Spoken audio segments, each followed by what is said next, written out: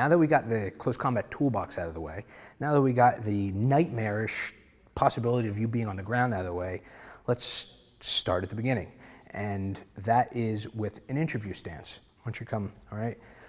So it doesn't matter whether somebody is up in your face, doing chest to chest, who's tougher, blah, blah, blah, all right? The thing you want to remember is twofold. One, your hands always have to be above their hands. If their hands are up here, right, this is above it, right? If their hands are down, down there, your hands are up here. If their hands are there, you can have them here, you can have them here, you can even go as far as have them on the top of your head. And the reason being is that because the higher ground always wins, all right? So he's coming in, boom, that's it, all right? Same thing, his hands are his way, he's doing the old chest to chest posture. No man, I don't want any trouble, I don't want any trouble. Boom, tiger claw, all right? Even if, and you know, policemen learn this all the time. You know, even if you listen, man, I don't want any trouble. He's coming up, he's starting to swing, whatever else, I can just edge hand him right in the throat. The other part of the interview stance is your feet, and this is a really important thing. And it's not like you're gonna ever have to get into some sort of fighting stance. This is just the way you should actually naturally stand all the time. And that is, keep your weight centered, right? You don't wanna be able to, come over here a little, push me, yeah, back, all right? So now I can literally switch my feet, push me side to side, all right? So my weight centered, all right? I should feel balanced, all right? If I stand only shoulder width apart, I'm a little all right? So feet a little wider than shoulder width, and whatever doesn't matter whether you're left-handed, right-handed, whatever else, right? Put your back heel and stand on the ball of your feet. So all your weight should be on your front of your leg, right? What this does, this allows you to take ground, like we talked about before. He's coming in, I want to meet him in the middle, right? All I have to do is push off that foot, all right? If he's coming in, he managed to get the drop on me, all I have to do is switch my stance here and literally stop it, all right? Stop it, he's still pushing me forward. I'm giving resistance without giving, all right? Just because all my body weight is on my front foot. But again, what you want to be able to do is launch yourself forward. That's all this is for.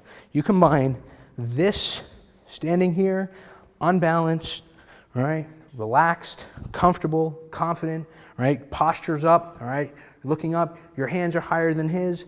It looks like you're in the defensive, but he comes into you now, he's in for a world of hurt because you can drive forward, you have the drop on his hands, you have the drop on his action, right? It is all over for him. So, hands higher, 1 foot back, right on the ball of your feet, so you can launch forward, take ground, what we talked about before. Now, let's talk about the only ways you can be attacked, right? There's only, when we talked before about 8 different ways of getting knocked off balance, there's only 8 directions where you could be attacked, right? 1, 2, 3, 4, 5, 6, 7, and 8, right? The answer is the same for all of them, and we have already covered it. He's coming in from the front, walking right at you, boom. You need to stop the attack, whip kick, finger dart, tiger claw, drive back in, edge of hand, edge of hand, edge of hand, double chin jab, whatever, and then you need to finish it.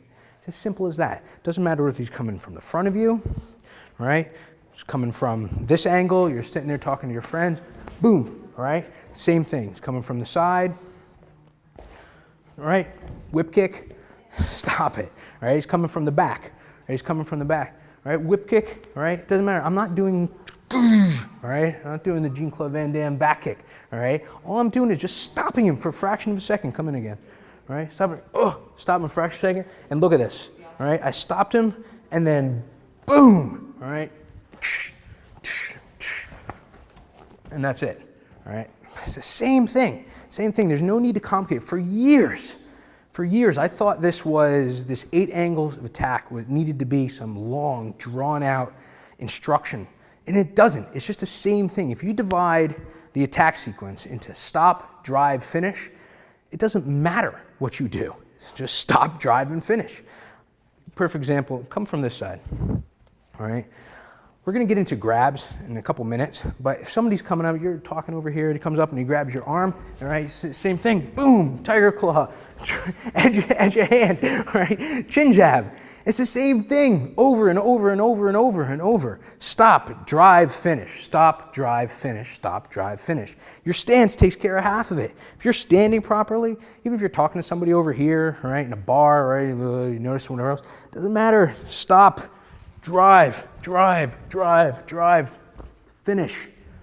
That's it. That is it. There's only 8 ways you can be attacked. And if the answer is the same for each of the 8 ways, what can somebody possibly do for you? All right, they can't do anything. You're prepared all the time. That's the whole point. And what's amazing is that, you know, the statistics show that 6 out of 7 people are going to be attacked in their lifetime. But what has amazed me is that way over 100,000 people have my close combat training videos, and we've gotten maybe 4 or 5 real life stories of somebody getting into an altercation. And the reason being is because once you know this stuff, right, it's confidence. Criminals do not attack confident people, right? There's been plenty of studies shown where they've lined up prisoners and criminals in prisons and shown them people on screens and asked who they would attack. And they always pick the same people. It's people that are distracted, people that are on their cell phone, little old ladies that don't look like they know what they're going or where they're going, people asking for directions, right? You have to look like you know what you're doing. And now that you know that there is just a very simple answer of moving properly, stopping the attack, driving back into them, and finishing the attack, I can almost guarantee that nobody's going to even mess with you because of the simple fact that the confidence of just knowing that it exudes from you, it's almost like having a magical power that somebody knows not to mess with you.